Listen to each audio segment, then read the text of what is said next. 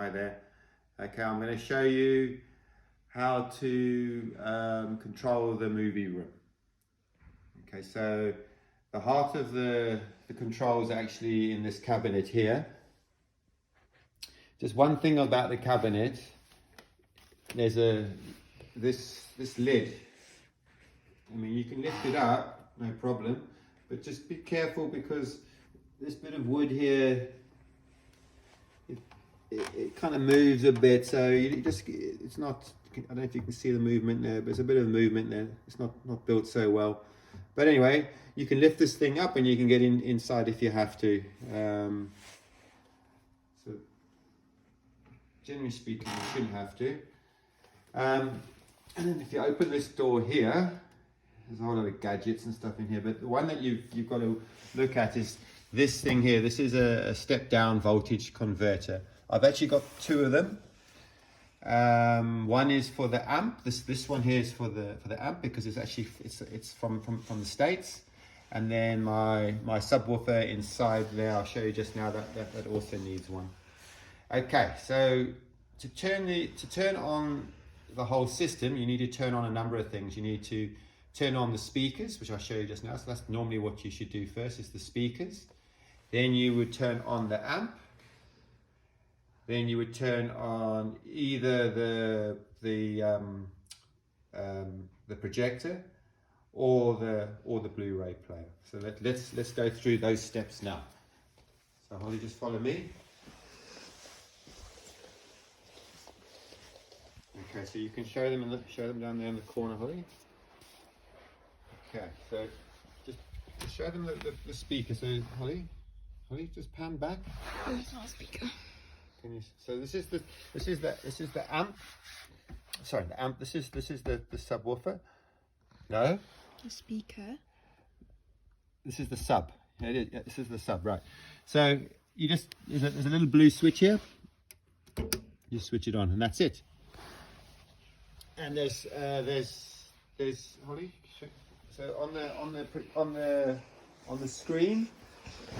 There are three speakers. There's a center and a left and a right behind the screen, and then on the back here you've got the subs there. So it's a 5.1 system. All right, Holly, I hope you're videoing this properly, huh? I am. Okay, then just come up here, Holly, please. So when you look to the back, you've got all my DVDs and Blu-ray discs and everything, but more importantly, up the top there, what you've got up there, that's the projector, and then to the left of it, I don't know if it's picking up properly. There's a lens. Now that lens is on a sled that is kind of connected to the projector. So when you change the anamorphic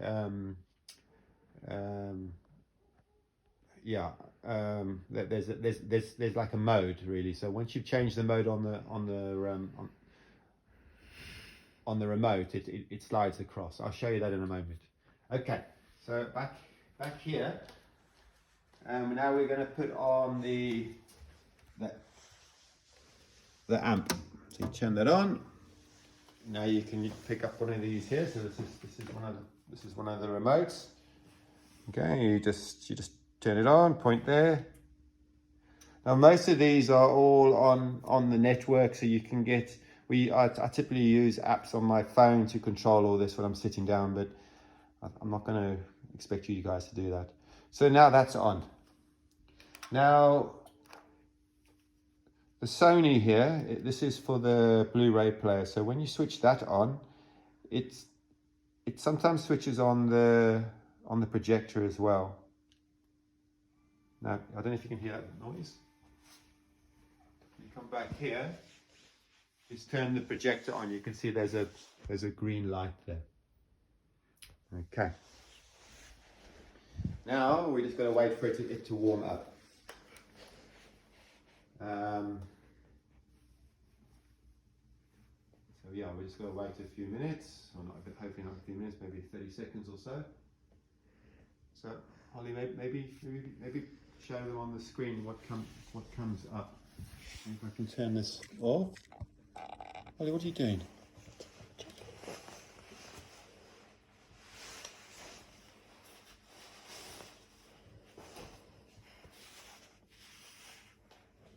So you've got to wait for the projector to warm up. There, that's what you'll see.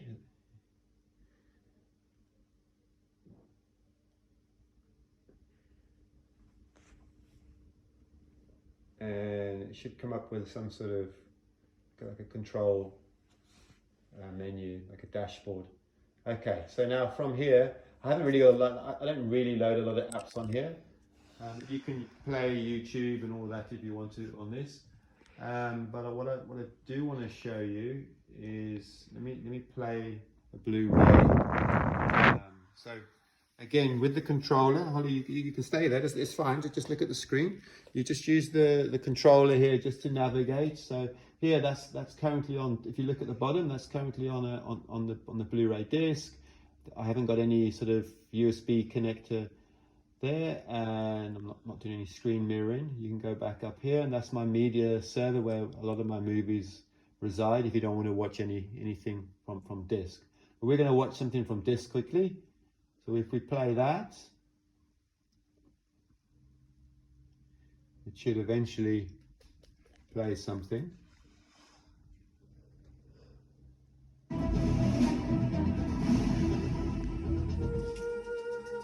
Okay, so that's it playing.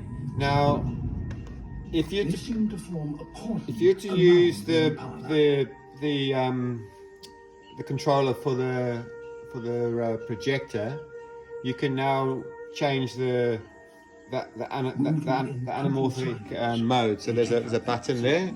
So when you press that button, if you look on the screen, you just rotate through. So that is currently off. Detect the slightest rustle.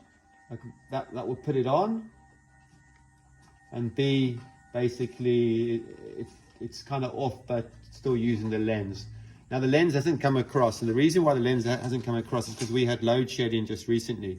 So I need to actually turn that on automatically. Normally it's on all the time, so I use this one here. Just press it up here. The hunt is on. Hold it to show them.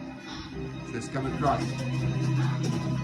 3 dogs close in on I'm just one going impala. to mute this.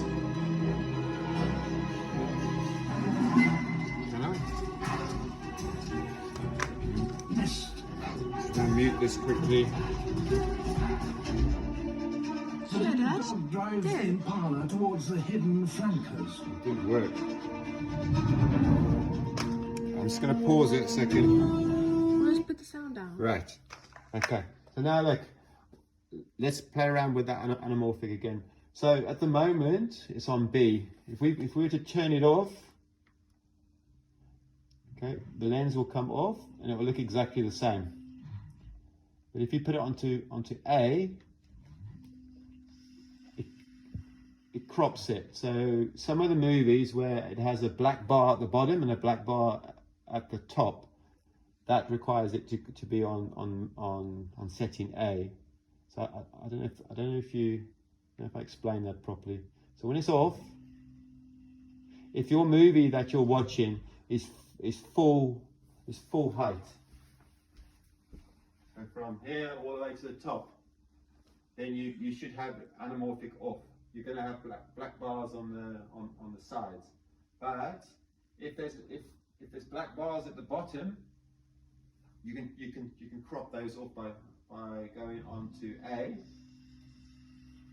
and then you'll get the full screen. So the full screen is only ever used if based on the actual movie that you're watching. Okay, so that's that. Now let's say you finish watching the movie. So now what you would do is you would turn the movie the Blu-ray off. So I'm going to just press that off. It goes off on the screen. That's number one.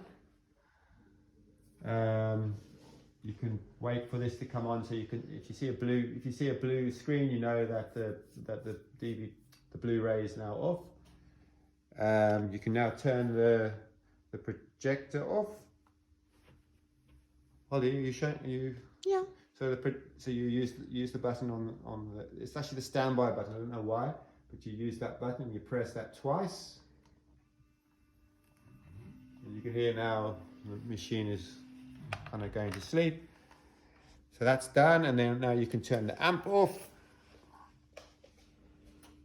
Just turn the amp off, and when you turn the amp off, turn the step down converter off as well, and then over here finally you can do the speakers. And you just turn that off. When you turn that off, if you wait and listen, you'll hear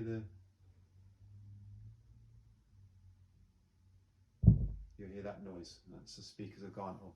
And then if you look up here, I'll just show you just finally before we finish. There is a flashing red light, and now that will flash because it's going through like a cool down sort of phase, and then it'll become a constant red.